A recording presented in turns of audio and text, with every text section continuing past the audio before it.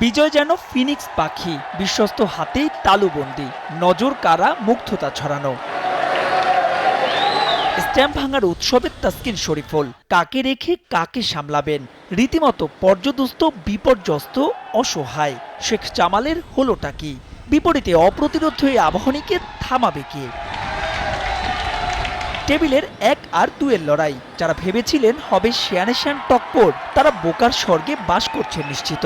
শুধু হারলই নয়, রীতিমতো উড়ে গেল আবাহনীর 11-on-11, 22 পয়েন্ট নিয়ে ধরা ছোঁয়ার বাইরে। Morning shows the day. গোটা ম্যাচে জামাল স্বস্তিতে ছিল না মোটেও।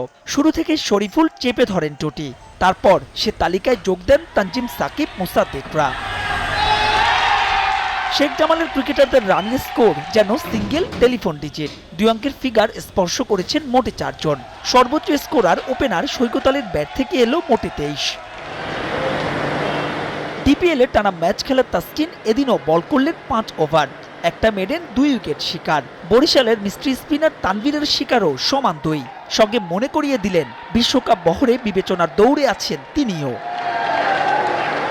71 রানে 6 উইকেট হারানো শেখ জামাল শেষ 5 উইকেট হারায় 17 রানে। এবারের লিগে তারা প্রথমবারের মতো আউট হয় 100 রানের নিচে।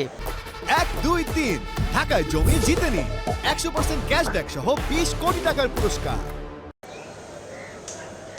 টার্গেট মোটে 88, জয় নয়। হোম অফ ক্রিকেটে প্রশ্ন ছিল একটাই, কতটা দ্রুত ম্যাচ শেষ করতে পারবে আবাহনী। প্রথম 3 ওভারে 12 রান, ধীরস্থির শুরু গোটা টুর্নামেন্টের রানের ফোয়ারা ছোটানো নাইমার বিজয়ের।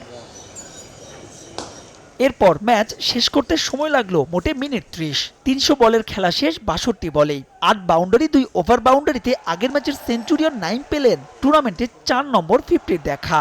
সঙ্গে হয়তো শিরোপাটাও, কারণ সুপার লিগের 2 ম্যাচ জিতলেই শ্রেষ্ঠত্ব থাকবে আবাহনীর কাছেই। মাহবুব রিমন, সময় সংবাদ, ঢাকা।